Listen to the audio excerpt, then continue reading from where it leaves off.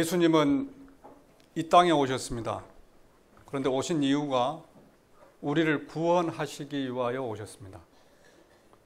그 예수님의 탄생을 축하하는 저와 여러분들 되기를 원합니다. 그런데 그분이 왜 이 땅에 오셨느냐? 하나님의 백성, 하나님의 나라를 다스리기 위하여 왕으로 오셨습니다. 대통령이 해외 순방을 나가면 많은 사람들이 나와서 배웅을 합니다. 강요들이 나오기도 하고 의전 비서관, 또 어떨 때는 산부 요인, 또 국회의원들도 나와서 배웅을 합니다. 얼마 전에 이 영국의 엘리자베스 여왕이 미국을 방문을 했습니다. 그런데 그가 갔을 때 많은 물건들이 따라갔다고 합니다. 행사 때마다 갈아입을 옷 2벌이 따라갔고요. 여왕이 아프면 사용하려고 하는 혈액도 19리터가 따라갔습니다. 또 화장실에서 세균이 오염될까 봐서 이 화장실 깔판을 가지고 갔다고 하고요. 또 심지어는 누가 죽었을 때에 곳에 참석하기 위하여서 상복까지도 준비해 간다고 합니다. 그래서 이런 것 다 계산을 해보면요, 한 2톤 정도 된다고 하네요. 여왕이 한번 가게 되면은 여왕이 어떤 경제적인 이익을 위해서 가는 것 아니잖아요. 그냥 사절로 갑니다. 그냥 인사차. 그런데도 2톤이 따라가고요. 많은 경호원과 수행원 또 미용사 2명 해서 많은 사람들도 따라갑니다. 이 모든 경비를 우리나라 하나로 계산을 해보니까 한 26억 정도 된다고 합니다. 그래서 대통령이 해외를 나가게 되면 많은 사람들이 따라가고 환영하고 또 환송하기도 합니다. 그런데 예수님께서 태어나실 때에는 이러한 환영하는 사람들 없었습니다. 성경에서 예수님이 탄생하실 때 예수님의 탄생을 축하하는 사람들은 누구였느냐? 목자. 또 동방박사. 그리고 지난주에 말씀드렸던 시몬과 안나. 이 정도가 예수님께서 오심의 탄생을 축하한 사람들입니다. 반면에 예수님의 탄생 소식을 듣고 경노한 사람이 있습니다. 경노한 사람. 오늘 말씀해 보면은 예수님의 탄생의 소식을 듣고 소동을 일으킨 사람들이 있었다라고 이야기를 합니다. 3절에 그러죠. 헤로드 왕과 온 예루살렘이 듣고 소동한지라.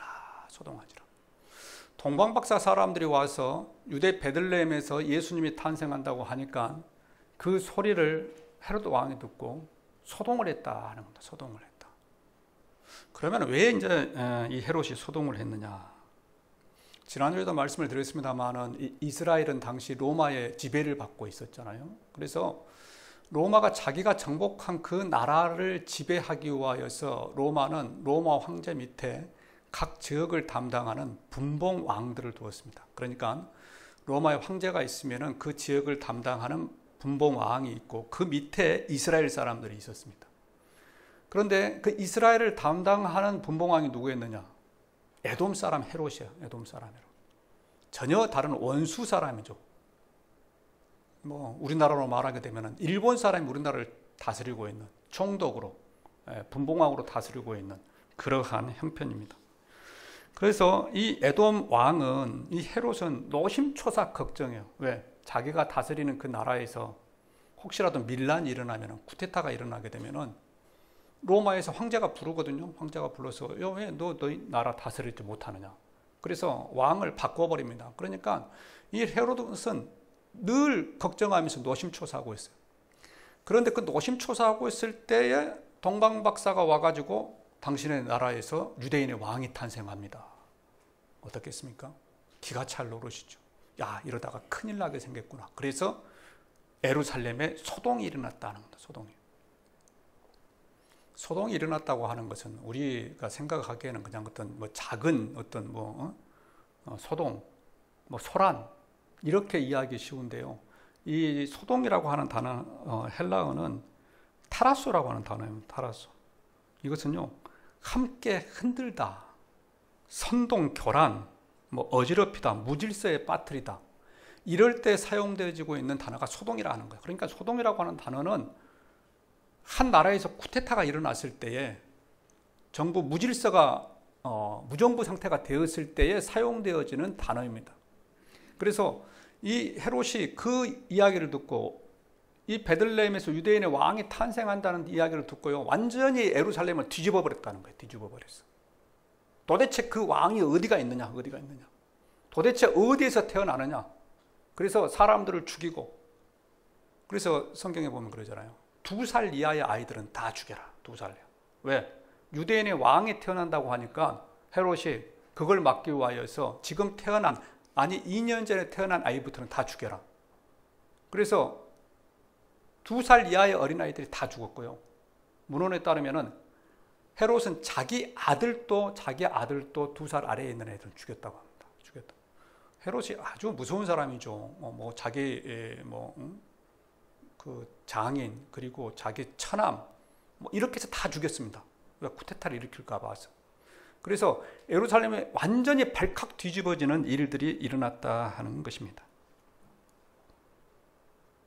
그렇다면 왜 그렇게 예루살렘이 발칵 뒤집어지는 일이 일어났을까요?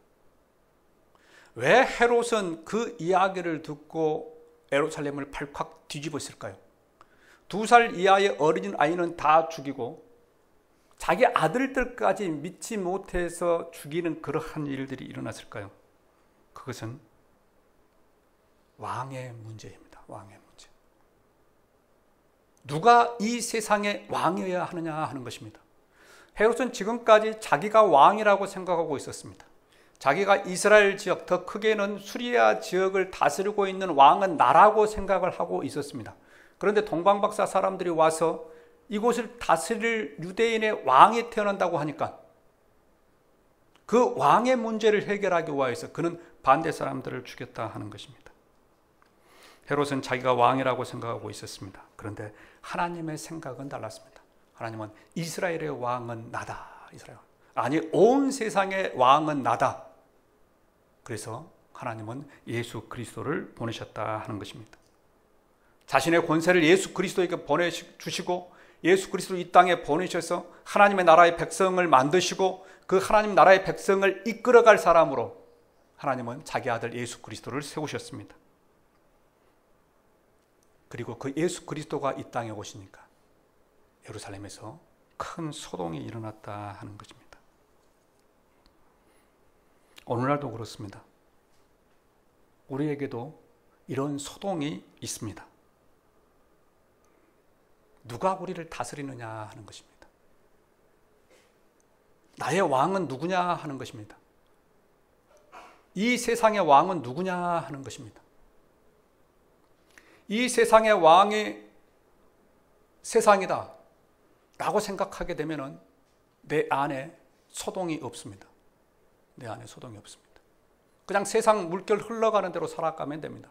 그런데 우리 그리스도인은 내 안에 왕이 누구냐? 세상이 아니라는 거죠. 세상이 아닙니다. 우리는 왕이 누구입니까? 예수 그리스도가 왕입니다. 그래서 예수 그리스도가 왕으로 모셨기 때문에 내 안에서는 늘 소동이 일어납니다.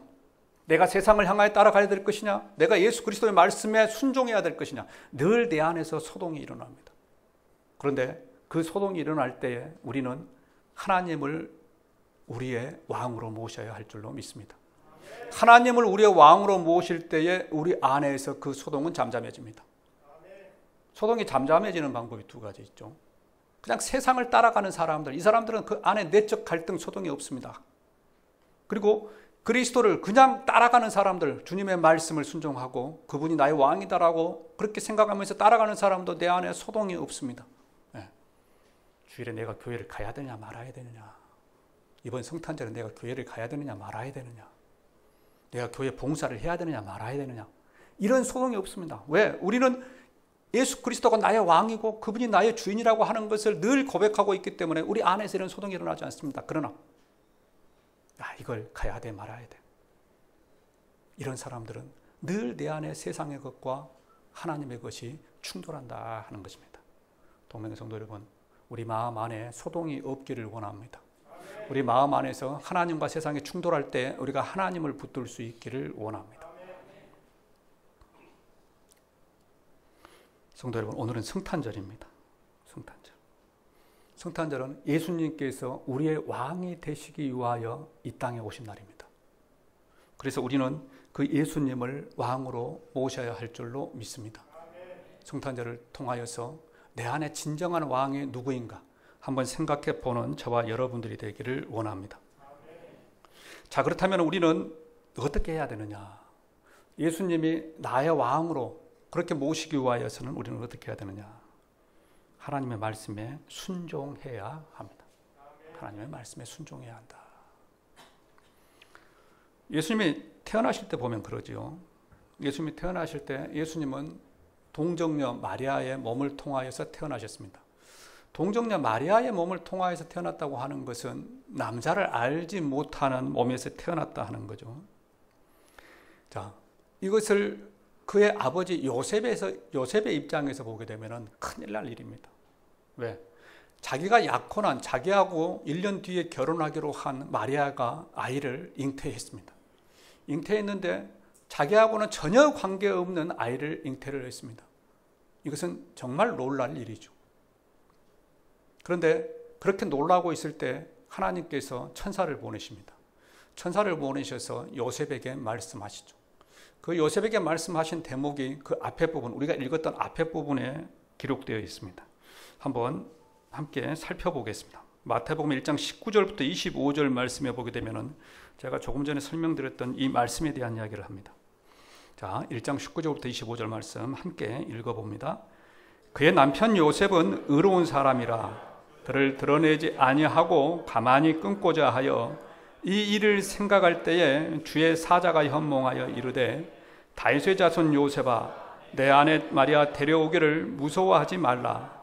그에게 잉태된 자는 성령으로 잉태된 것이라. 아들을 낳으리니 이름을 예수라 하라. 이는 그가 자기 백성을 그들의 죄에서 구원할 자이심이니라 하니라. 이 모든 일이 된 것은 주께서 선지자로 하신 말씀을 이루려 하심이라. 이르시되 보라 처녀가 잉태하여 아들을 낳을 것이요 그 이름을 임마누엘이라 하리라 하셨으니 이를 번역한즉 하나님이 우리와 함께 계시다 함이라. 요셉이 잠에서 깨어 일어나 주의 사자의 분부대로 행하여 그의 아내를 데려왔으나 아들을 낳기까지 동침하지 아니하더니 낳음에 이름을 예수라 하니라. 두려워 떨고 있는 요셉에게 하나님께서 천사를 보내셔서 말씀하십니다. 20절에 보면은 다윗의 자손 요셉아 내 아내 마리아 데려오기를 무서워하지 말라. 그에게 잉태된 자는 성령으로 잉태되었다. 이렇게 말씀합니다. 그 말을 듣고 요셉이 어떻게 행동했느냐. 24절에 보면 이렇게 이야기를 하죠. 요셉이 잠에서 깨어 일어나 주의 사자의 분부대로 행하여. 주의 사자의 분부대로 행하여. 여기서 이 주의 사자의 분부대로 행했다고 하는 것은 하나님의 말씀대로 행했다 하는 것입니다. 하나님의 말씀대로 행했을 때 이 땅에 예수님께서 탄생하는 그러한 기적이 일어났다 하는 것입니다. 성도 여러분, 예수님의 나의 왕이 되기 위하여서는, 하나님께서 나의 왕이 되기 위하여서는 주의 분부대로 해야 할 줄로 믿습니다. 하나님의 말씀대로 해야 할 줄로 믿습니다.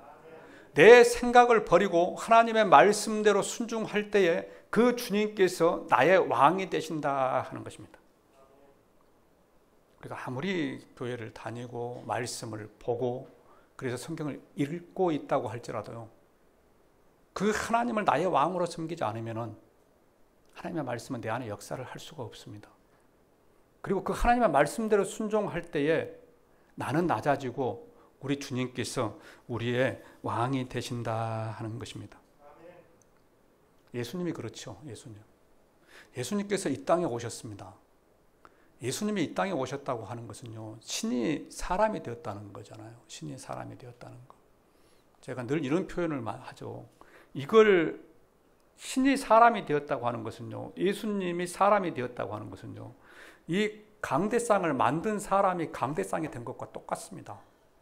그러죠. 하나님 우리를 창조하셨잖아요. 그런데 그 창조하신 하나님께서 사람이 되었다고 하는 것은 이 강대상을 만든 사람이 강대상이 되었다는 것입니다. 혹시 여러분들 가운데 강대상 만드시는 분 계십니까? 강대상은 아니더라도 여러분들은 뭐 크고 작은 물건들을 만들죠. 여러분들에게 그 물건이 되라고 하면 되겠습니까? 그런데요, 예수님이 사람이 되었다고 하는 것은 강대상을 만든 사람이 그 강대상이 되었다는 거예요. 이건 완전히 수치입니다. 완전히 수치. 그 당시에는요, 이 신이라고 하는 사람이, 신이 사람이 된다고 하는 것은 도저히 생각해 볼 수 없었어요. 요한서신의 배경이 되는 것이 있습니다. 요한서신의 배경이 되는 것. 요한서신의 배경이 되는 이론은요, 당시 이론인데, 이 세상으로부터 멀어져 있는 신이 가장 훌륭한 신이고 최고의 신이라고 그랬어요. 예. 이 세상과 가까이 있는 신들이 세상과 가까이 있고 이렇게 막 단계적으로 있다고 하는 겁니다. 그래서 이 세상과 지구와 가장 멀리 있는 신이 최고의 신이라는 거예요. 그래서 그들 사람들은 신이라고 하는 것은 이 세상과 멀어져 있다라고 그렇게 생각을 했습니다. 예. 그런데 예수님은 어때요? 그 멀어져 있는 것이 아니고 아예 그냥 사람 안으로 들어와 버렸다는 거예요. 들어와 버렸어. 그렇기 때문에 이 사람 안으로 들어왔다고 하는 것은 그 신에게 있어서는 대단한 수치입니다. 대단한 수치. 그런데 예수님께서 어떻게 해서 왜 당신이 만든 그 피조물 안으로 들어오게 되었습니까? 그것은 하나님의 명령이기 때문에 그렇습니다. 그것이 하나님의 말씀이기 때문에 그렇습니다. 예수님이 그 하나님의 말씀에 순종해서 이 땅에 오셨고 그 하나님의 말씀에 순종해서 십자가에 죽으셨습니다. 그렇게 죽으실 때에 이 땅에서 구원받게 되는 기적 같은 일들이 일어났다는 것입니다. 하나님 우리의 왕이 된다고 하는 것은요, 우리가 그 하나님의 말씀에 순종할 때 하나님이 나의 왕이 됩니다. 그냥 왕이여 오소서, 왕이여 오소서, 하나님은 나의 왕이십니다 라고 입술로 고백할 때 그분이 나의 왕이 되는 것이 아니고 내 삶에서 그분을 왕으로 섬길 때, 그러한 모습을 나타낼 때 그분이 나의 왕이 된다는 것입니다. 이것을 기억하는 저와 여러분들이 되기를 원합니다. 우리 그러잖아요. 뭐 이야기도 자주 했습니다만은 우리 그러잖아요. 아이들이 좀 이렇게 말을 잘 듣고 좀 순종하는 아이들 보면은 우리 부모들이 물어보죠.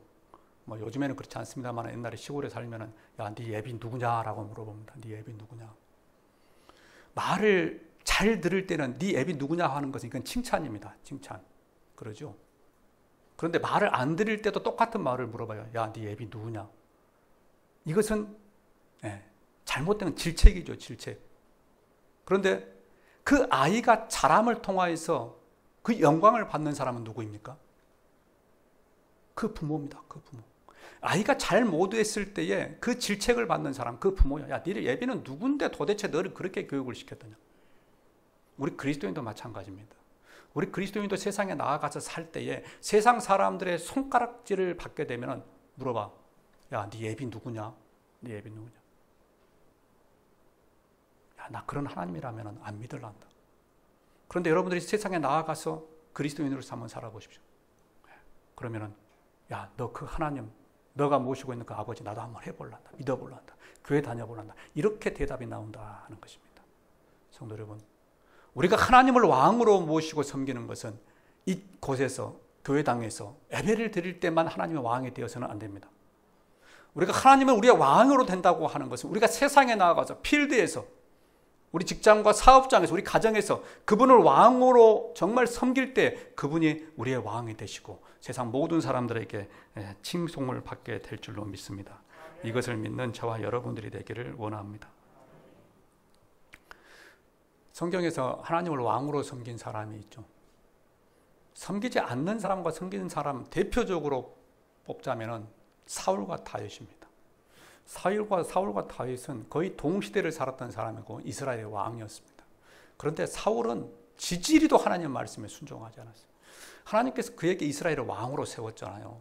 왕으로 세웠으면 얼마나 대단한 직위입니까? 그러면 하나님의 말씀에 순종해야 되는데 그는 하나님을 왕으로 섬기지 않았어요. 자기가 왕이 됩니다. 그래서 블레셋과 사무엘상 13장에 보면 블레셋과 전쟁을 할 때 자기가 예배를 그냥 드려. 예배는 왕이 드릴 수 없죠. 제사장이 드려야 합니다. 그런데 사무엘이 오지 않는다고 자기가 예배를 드립니다. 또 그 뒤에 15장에 보면은 2장 넘어가서 15장에 보게 되면 하나님께서 아말렉과 전쟁을 할 때에 좋은 것은 하나님께 바쳐라. 하나님께 바쳐라. 내가 그 전쟁에서 승리하게 해줄 테니까 하나님께 바쳐라. 그랬더니 사울이 어떻게 하느냐. 좋은 것은 자기가 가져갑니다. 자기가 가져. 그리고 하찮은 것만 하나님께 드려.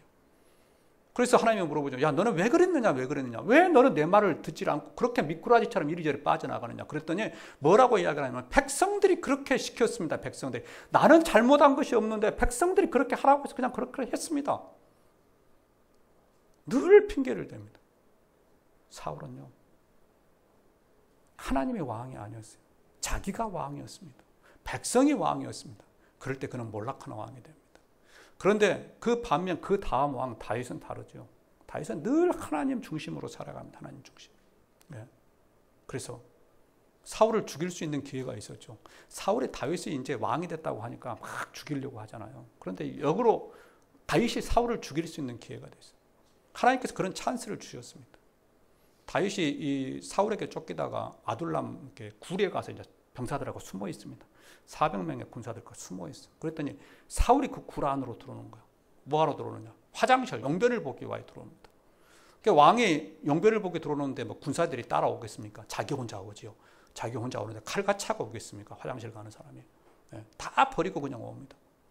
그것을 보고 다윗의 군사들이 이야기하는 거예요. 왕이죠. 다윗 왕이요. 저 사울 죽일 수 있는 절호의 기회입니다. 절호의 기회입니다. 하나님께서 사울을 죽이라고 지금 이렇게 보내셨습니다. 그랬더니 다윗이 뭐라고 합니까? 아니다, 아니다. 하나님께서 기름 부은 자를 나는 죽일 수 없다.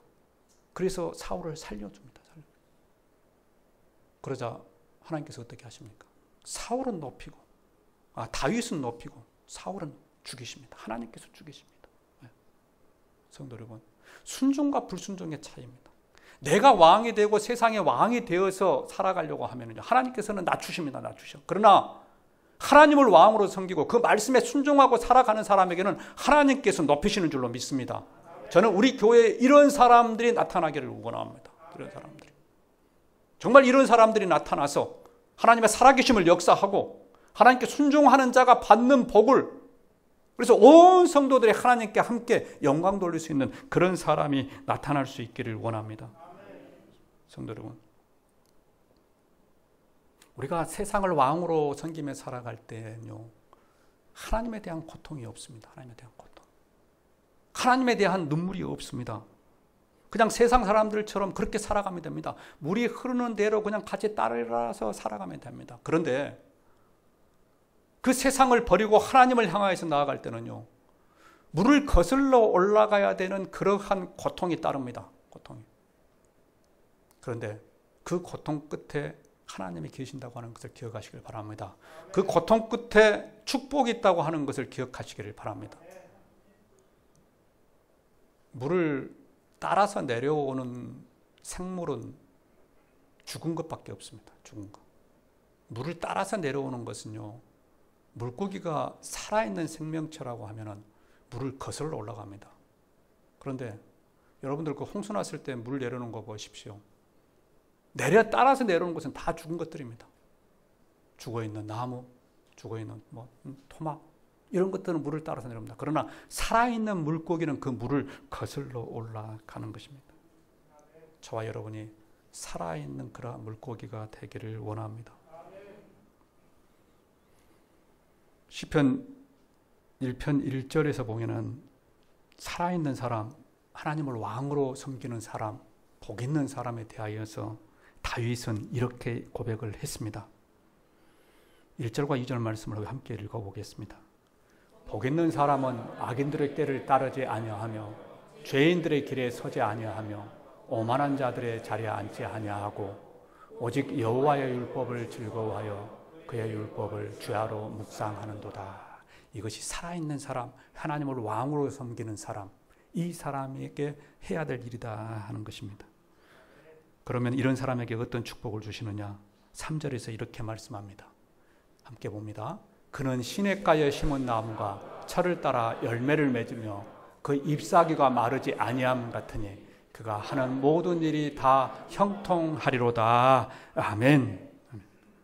하나님의 말씀을 즐거워하고 묵상하는 자에게 하나님께서 그가 열매를 맺게 하시며 잎사귀가 마르지 않게 하시고 하는 모든 일들이 다 형통하게 하신다 하는 것입니다. 우리에게 이런 축복이 있기를 원합니다. 2020년도에는 여러분들이 하고 있는 모든 것에 열매가 맺히며 잎사귀가 마르지 아니하고 형통하게 되는 그러한 축복이 있기를 주님의 이름으로 축원드립니다. 말씀을 맺겠습니다. 몇 년 전에 미국에서 발행된 프로그레스라고 하는 잡지에 이런 글이 실렸습니다. 만약 우리에게 있어서 가장 큰 필요가 교육이었다고 한다면 하나님께서는 우리에게 교육자를 보내셨을 것이다. 만일 우리에게 있어서 가장 큰 필요가 과학기술이었다고 한다면 하나님께서는 훌륭한 과학자를 보내셨을 것이다. 만약 우리에게 있어서 가장 큰 필요가 돈이었다고 한다면 하나님께서는 우리에게 경제인을 보냈을 것이다. 만약 우리에게 있어서 가장 큰 필요가 쾌락이었다고 한다면 하나님께서는 우리에게 엔터테이너를 보내셨을 것이다. 그러나 우리에게 가장 큰 필요가 구원이었기 때문에 하나님께서는 구원주 예수 그리스도를 보내셨다. 이렇게 말씀했습니다. 성도 여러분, 성탄은 예수님께서 오신 날입니다. 우리를 구원하시기 위하여 이 땅에 오신 날입니다. 이것보다 우리에게 더 필요한 것은 없습니다. 성탄 하루 우리를 위하여 이 땅에 오신 예수 그리스도를 묵상하는 동명의 성도들 되시기를 주님의 이름으로 축원드립니다. 기도하겠습니다.